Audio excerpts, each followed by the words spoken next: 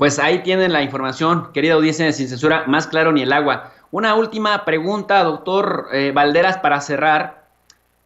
A la luz de los resultados, después de 7 años, en términos de daños y también beneficios, ¿cuáles serían justamente los daños y beneficios? Parece que suena muy reiterativo, pero de pronto sí me gustaría que nuestra audiencia tuviera más claridad con respecto a si hay más daños o beneficios o más beneficios que daños de la reforma energética de EPN Mid Anaya del año 2014.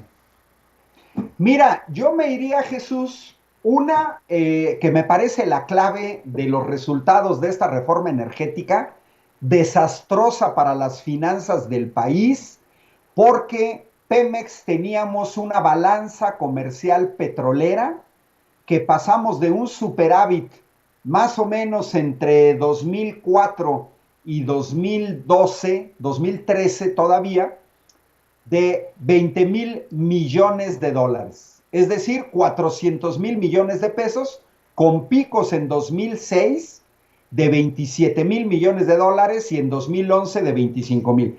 Estamos hablando que la balanza comercial petrolera, es decir, la diferencia entre lo que vendemos en el exterior y lo que compramos, era de 25,000 millones de dólares al año a favor de Pemex.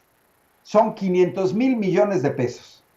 Cuando entra la reforma energética, que se comienza a implementar en 2014, porque se aprobó en diciembre de 2013, con la reforma energética caímos al 2016, en dos años de aplicación, 2014 y 2015, prácticamente perdimos el superávit y ya para 2016 teníamos un déficit de 2,400 millones de dólares que se incrementó a 4,000 millones de dólares en 2017 y que hoy, gracias al gobierno de la 4T, recuperamos, aunque fuera poquito, ese superávit.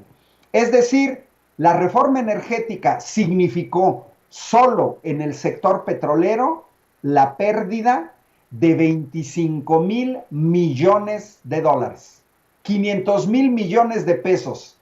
Si a eso le sumamos, Jesús, los subsidios a generadores privados de energía eléctrica por otros 500,000 millones de pesos, solo en dos aspectos, esta reforma energética nos costó a los mexicanos 1 billón de pesos. 1 billón de pesos. Pero además nos dejó un aumento creciente de las importaciones de gasolina, de las importaciones de diésel. A partir de la reforma energética, estábamos importando 360,000 barriles diarios de petróleo. Para cuando entra el nuevo gobierno, prácticamente era el doble, 600,000 barriles diarios de gasolina. Cuando entra la reforma energética, importábamos 100,000 barriles diarios de diésel. Para cuando entra el gobierno de la 4T, esto ya se había incrementado en 2 veces y media, 240,000 barriles diarios. Ya señalé que también aumentaron las importaciones de gas natural, porque eso fue lo que nos llevó a la dependencia del gas tejano.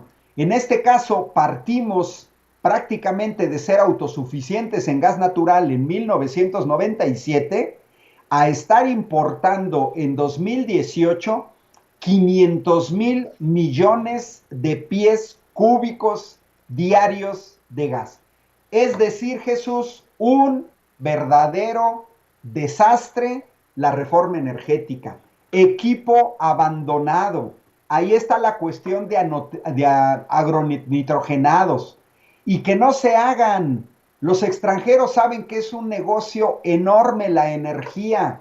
Por eso vienen a invertir a México. Por eso viene la italiana Enel. Por eso está aquí la española Iberdrola. Por eso está aquí la francesa Total. Por eso están aquí los norteamericanos de Exxon y los holandeses de Shell. Nadie se mete a un país a invertir si no sabe que es un negocio.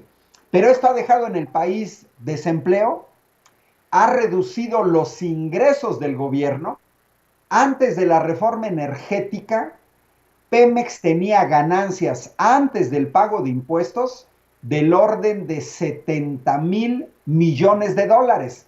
Solo para que nos hagamos una idea, Jesús, estaba viendo el estado de resultados de Iberdrola a nivel global y su ganancia en 2020 fue de 70,000 millones.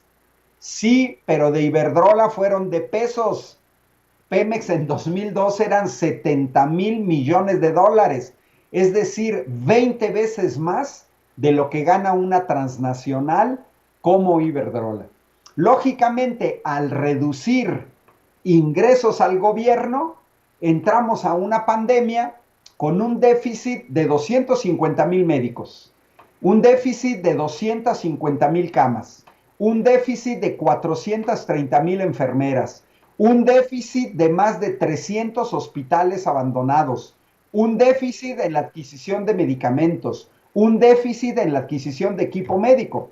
¿Por qué? Porque el daño principal al reducir los ingresos de Pemex, pues es dinero para las arcas públicas. Hoy en día la primer fuente de ingresos en el país son las remesas de mexicanas y mexicanos que están en el extranjero, principalmente en Estados Unidos.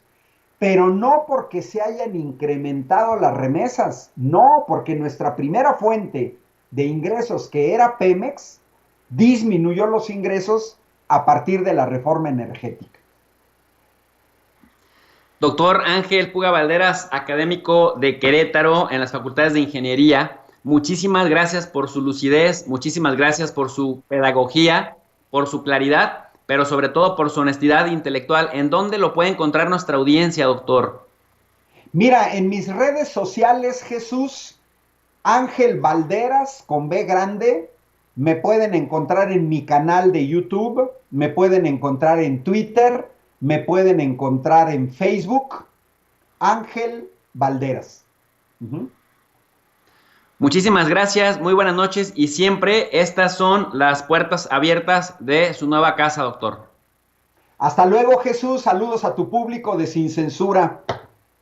Gracias, muy buenas noches. Bueno, pues ahí tienen, querida audiencia de Sin Censura. Yo les advertí que trajeran pluma, que trajeran lápiz, libreta, laptop, papel. ¿Se los dije sí o no? Ya vieron que no tiene para nada, pierde una entrevista con el doctor Ángel Valderas, quien es un verdadero experto, un verdadero conocedor en la materia.